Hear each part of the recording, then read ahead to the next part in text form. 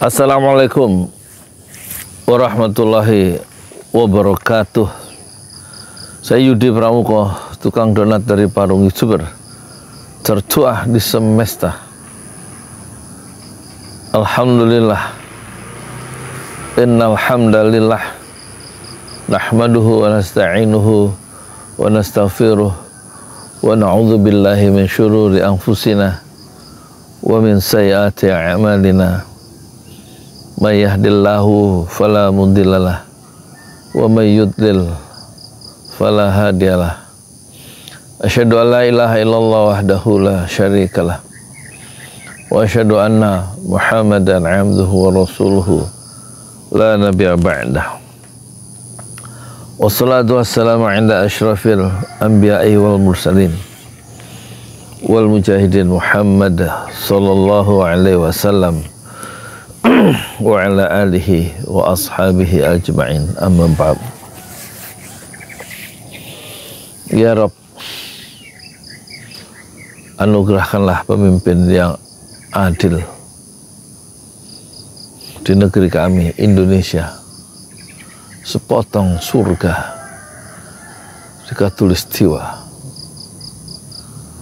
kata sastrawan besar Belanda Multatuli. Negeri ini adalah negeri yang sangat indah, segalanya ada, batu dilempar jadi tanaman, hijau di mana-mana.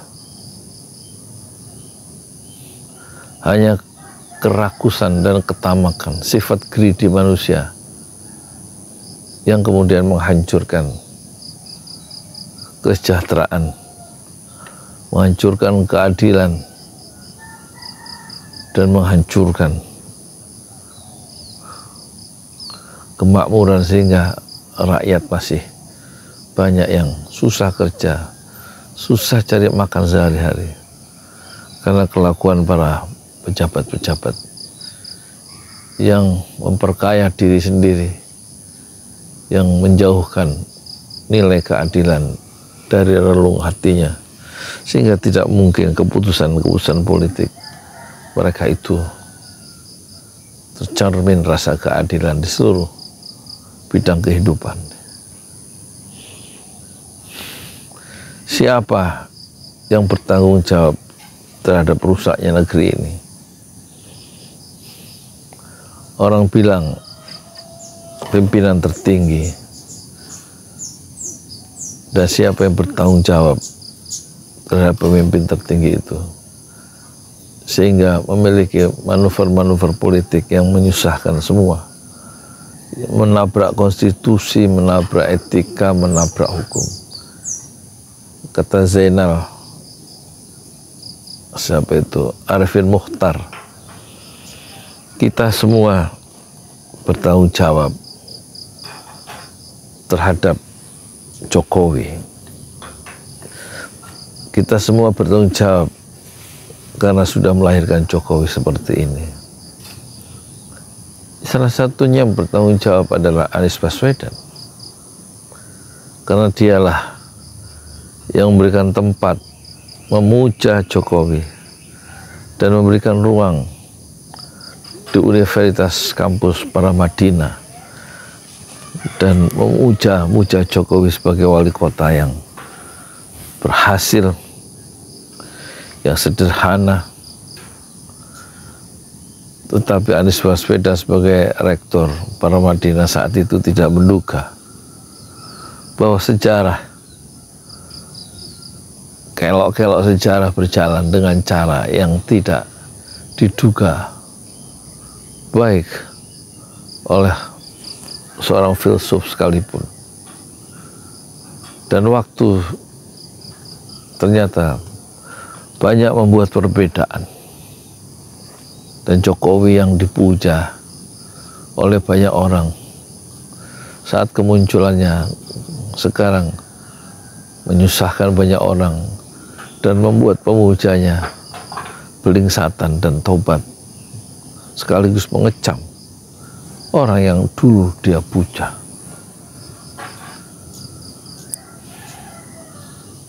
Gunawan Muhammad, dia bilang di acara Kompas TV, diwawancarai oleh Rosi, sambil menangis dia berkata, sang jurnalis senior Tempo ini berkata, siapa lagi di negeri ini yang bisa kita percaya, katanya. Mahkamah Konstitusi tidak bisa kita percaya. KPK, Komisi Pemberantasan Korupsi, tidak bisa kita percaya, kata Gunawan Muhammad. Dan yang paling penting dia mengatakan, Presiden Jokowi yang kita cintai juga tidak bisa dipercaya. Orang sudah kehilangan kepercayaan kepada Jokowi, dan pengikut-pengikutnya Jokowi kemudian ada yang sebagian menyelamatkan diri, bertobat, dan kemudian mengecam orang yang dulu dipuja. Islah Bahrawi, dia bilang dia adalah pendukung keras dari Jokowi dan pasang badan untuk selalu membela Jokowi selama 8 tahun atau 9 tahun terakhir, dan dia sekarang mengatakan Jokowi adalah penjahat demokrasi. Penjahat demokrasi diucapkan oleh Islah Bahrawi di podcast Renald Kasali. Pendukung Jokowi pun marah dan kemudian keluar dari barisan pendukung Jokowi dan menjadi orang-orang yang memblame, mengecam Jokowi. Jadi tampaknya ada sesuatu yang sedang terjadi, ya.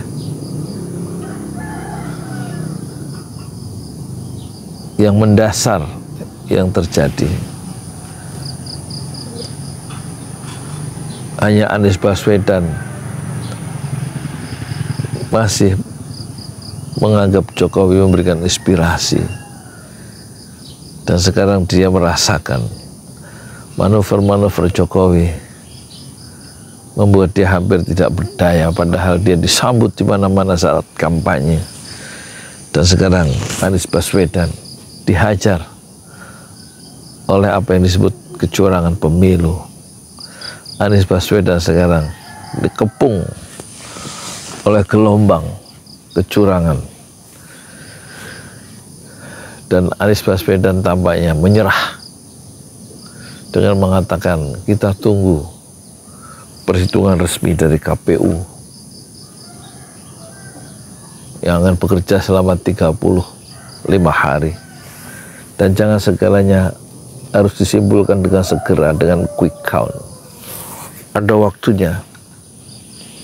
Nanti apapun yang terjadi, keputusan KPU, siapapun pemenangnya, kata Anies Baswedan, itu kita terima karena kita ingin membangun demokrasi yang memiliki adab, karena kita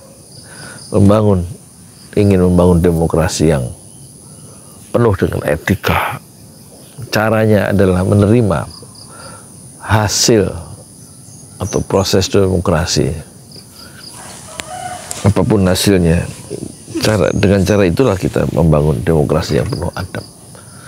Tetapi tampaknya keluguan atau kesederhanaan dari Anies Baswedan tentu tidak bisa diterima oleh pengikut-pengikut yang sekarang berjuang siang malam mempersoalkan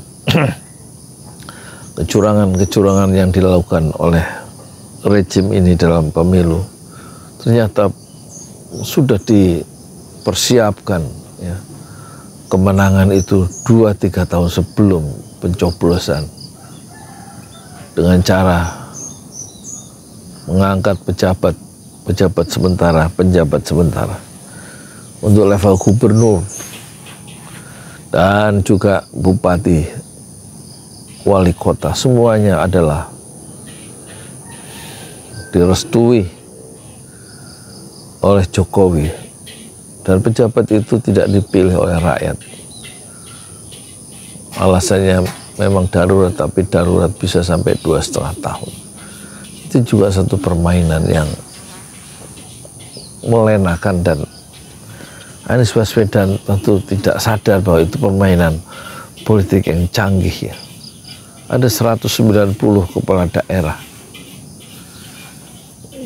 yang di dalam pengaruh Jokowi karena diangkat, direstui oleh Jokowi dan dilantik oleh Menteri Dalam Negeri. Setelah Anies Baswedan tidak jadi gubernur bulan Oktober 2023, kemudian segera diganti oleh pejabat sementara atau penjabat gubernur Heru yang merupakan orang istana, dan tidak perlu capek-capek Heru itu berjuang meyakinkan pemilih dalam sebuah election, dalam sebuah pemilihan untuk memperebutkan posisi gubernur DKI karena dia ditunjuk oleh presiden. Alangkah enaknya. Dan yang ditunjuk oleh presiden, direstui oleh presiden, dilantik oleh Menteri Dalam Negeri Tito Karnavian, itu juga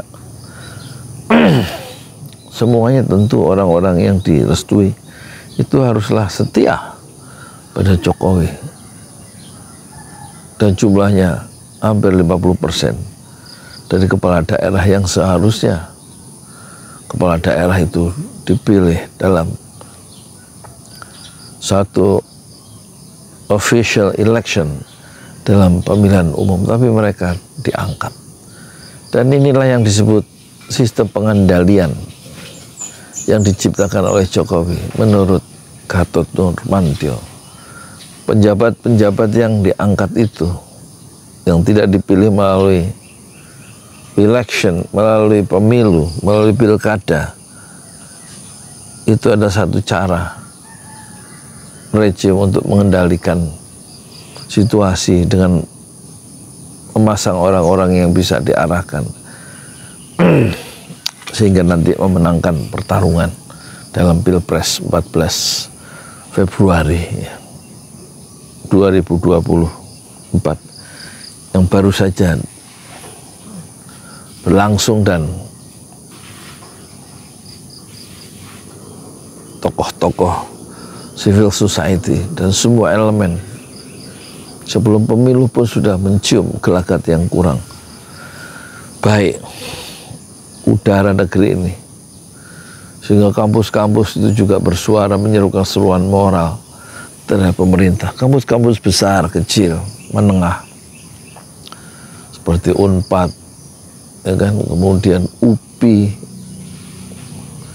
IAIN atau UIN, UGM, UII, Universitas Negeri Surabaya, Undip Semarang, dan alumni perguruan tinggi Muhammadiyah, semuanya menyerukan pentingnya presiden itu netral dalam pemilihan umum, dan menyerukan semua pemerintahan pusat sampai desa itu betul-betul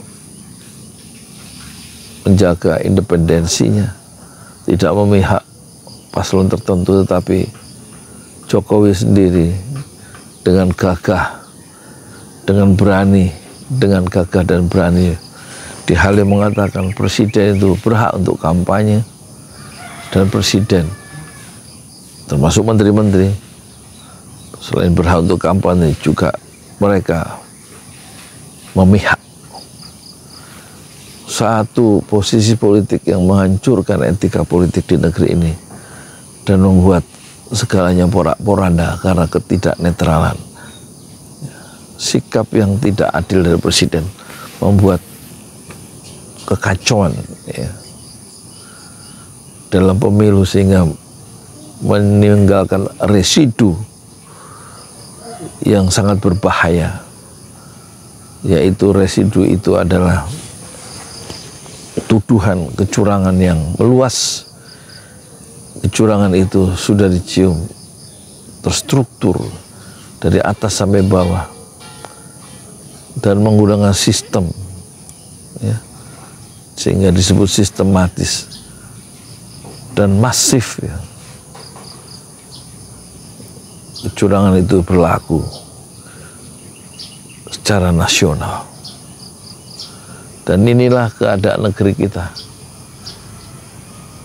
di mana aktor epicentrum politik yang utama, epicentrum masalah yang utama terletak pada Jokowi, yang membiarkan adik iparnya Anwar Usman mengeluarkan aturan 90 Mahkamah Konstitusi direkayasa, yang memungkinkan Gibran anak dari Jokowi itu bisa menjadi calon wakil Presiden Prabowo. Tapi jauh sebelum rekayasa hukum nomor 90 di Mahkamah Konstitusi itu, ternyata desain jahat, ya, struktur organisasi yang jahat, desain yang jahat untuk memperpanjang kekuasaan itu sudah dibangun sejak lama. Ide-ide memperpanjang kekuasaan itu sudah nampak ketika dia ingin Megawati dan PDIP mungkin mengamandemen undang-undang sehingga kekuasaan presiden itu menjadi 3 periode. Padahal undang-undang menetapkan 2 periode dan harus dipilih lagi presiden yang baru.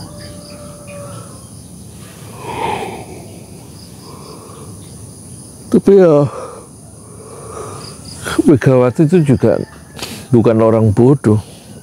Dia malang melintang melawan rejim yang represif, yang otoriter Soeharto, dan berhasil membangun partai yang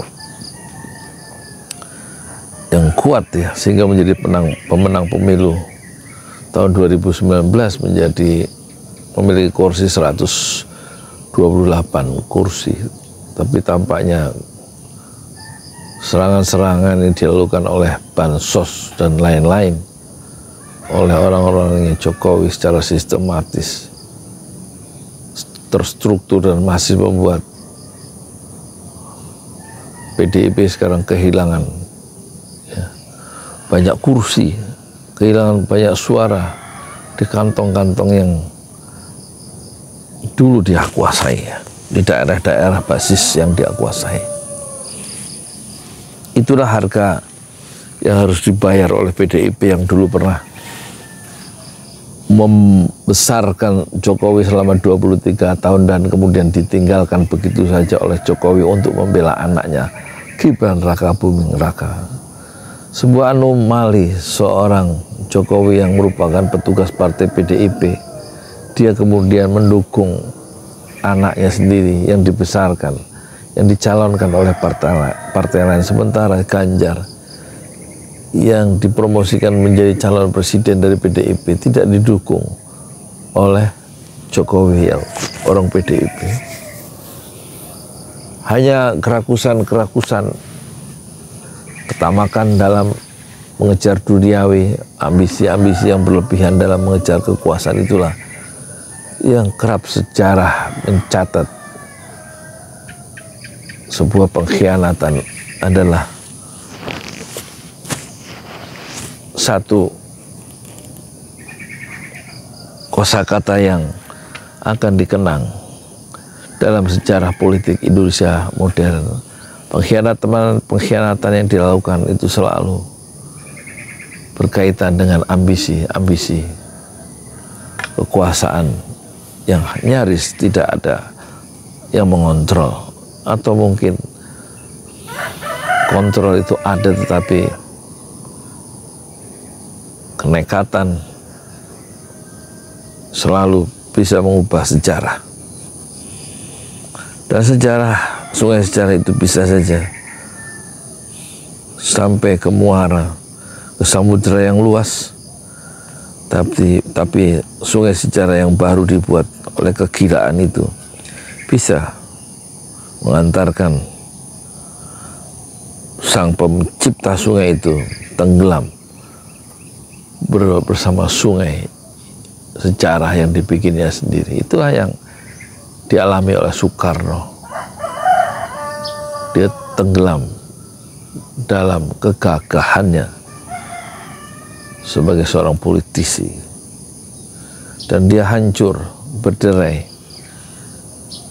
di sebuah tahanan rumah di Wisma Yasu, ditahan oleh penguasa baru Soeharto. Dan di ujung kekuasaan Soeharto juga hancur berderai di tangan rakyatnya sendiri, diseret-seret kalau bisa begitu, dan diminta Soeharto itu digantung. Sementara Soekarno juga dihina oleh rakyatnya, dijuluki sebagai anjing packing. Sementara akhir dari Presiden Indonesia yang ketiga B.J. Habibie ditolak pertanggungjawabannya oleh MPR, dan kemudian masuklah Gus Dur dengan masuk yang tepat dan keluar dengan cara yang terhina karena dia dicopot kekuasaannya oleh MPR.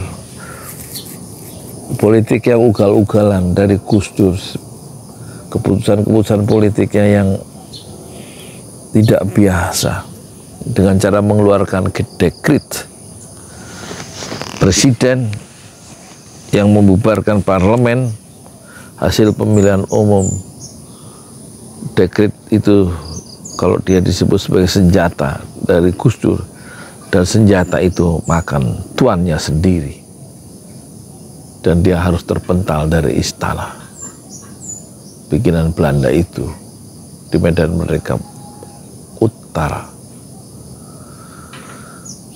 Kekuasaan akhir SBY itu dicirikan oleh masuk penjara, maling-maling bertebaran di lingkar elit Partai Demokrat.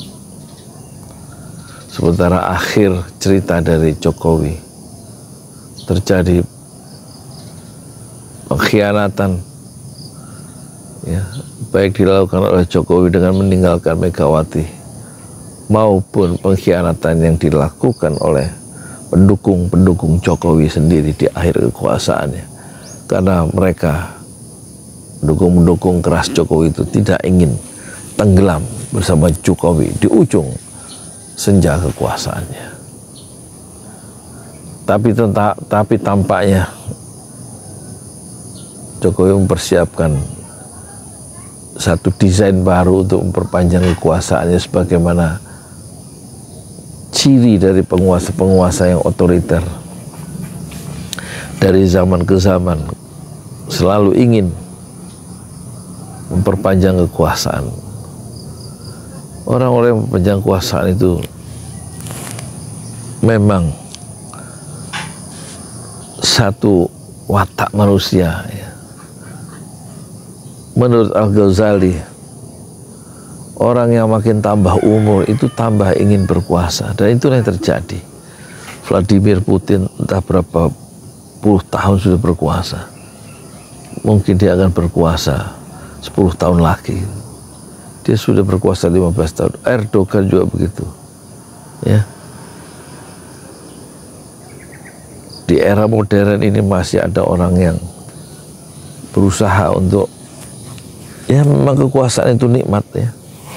Dan tampaknya Jokowi akan berhasil dalam tanda petik memperpanjang kekuasaannya, karena Prabowo sudah mengatakan di depan pengusaha di Australia, bukan di Australia, di Singapura, bahwa dia akan berkuasa hanya 3 tahun dan diteruskan oleh Gibran.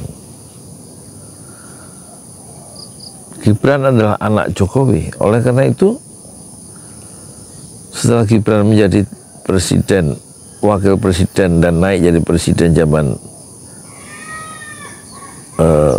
Prabowo, maka Gibran akan punya peluang untuk mencalonkan 2 periode sebagai presiden berikutnya. 10 tahun tambah 2 tahun dia bisa menjadi presiden, 12 tahun. Dan itu artinya Jokowi berhasil memperpanjang kekuasaan melalui anaknya. 10 tahun dia jadi presiden ditambah 12 tahun melalui anaknya. Jadi dinasti politik Jokowi itu berhasil, rencananya, rancangan manusia akan menguasai Indonesia selama 10 tambah 12 tahun, yaitu 22 tahun. Itulah yang diungkapkan oleh Koni Bakri, bahwa Gibran akan menjabat selama 12 tahun, meskipun Koni Bakri, pengamat militer ini, tidak mengakui dinasti politik, tapi dia tentu tidak ingin ya kekuasaan itu dipegang oleh Gibran, dan dia selalu mengecam Gibran. Tetapi pendukung-pendukung Gibran, mungkin juga pendukung Jokowi, mengancam, melakukan intimidasi. Kalau Jokowi, kata Koni dalam sebuah diskusi yang terbuka itu, dia mengatakan bahwa dia diancam Jokowi, kalau Jokowi itu punya keris 1 jengkal katanya, maka Gibran punya keris 2 jengkal. Ancaman itu disampaikan tentu oleh pendukung-pendukung kekuasaan supaya Koni tidak terlalu menyerang Gibran Raka Buming Raka. Bagaimana menurut Anda situasi politik yang sekarang ini? Kata Zainal Arifin Mukhtar, penggiat korupsi, anti korupsi dari Jogja, kita semua bertanggung jawab terhadap munculnya Jokowi yang sejak awal dipuja-puja dan sekarang menyusahkan kita semua. Bagaimana cara menghentikan ambisi politik Jokowi dengan semakin menguatnya dinasti politik Jokowi dan kecurangan-kecurangan yang sekarang menjadi isu sentral dalam hari-hari ini? Bagaimana membongkar kecurangan pemilu itu, dan mungkinkah Prabowo Gibran yang sudah mengklaim menjadi presiden versi quick count akhirnya bisa didiskualifikasi? Tentu saja bisa, karena waktu ketua Mahkamah Konstitusinya Mahfud MD Soekarwo yang menang di Jawa Timur sebagai gubernur Jawa Timur, tapi terbukti melakukan kecurangan, akhirnya dia didiskualifikasi, dan yang menjadi gubernur adalah orang yang memiliki suara yang kedua yang lebih besar, yaitu Khofifah Indar Parawansa menjadi gubernur. Jadi ada jurisprudensinya, istilahnya ada hukum yang sudah dibuat bahwa kecurangan bisa membuat orang itu didiskualifikasi, digugurkan kemenangannya. Setelah nanti KPU menyatakan secara resmi hasil akhir dari pemilu 14 Februari yang harus selesai pada 35 hari ke depan sejak tanggal 14 Februari 2024.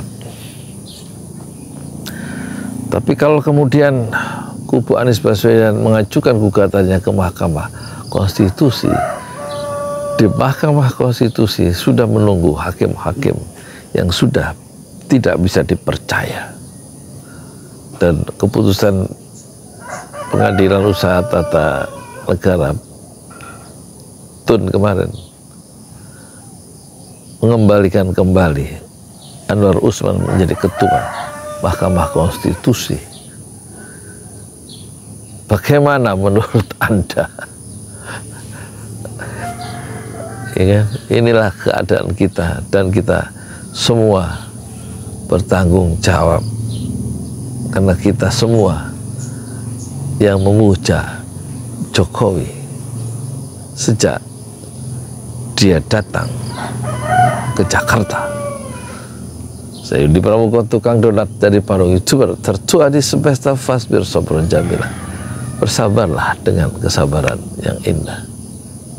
Assalamualaikum warahmatullahi wabarakatuh.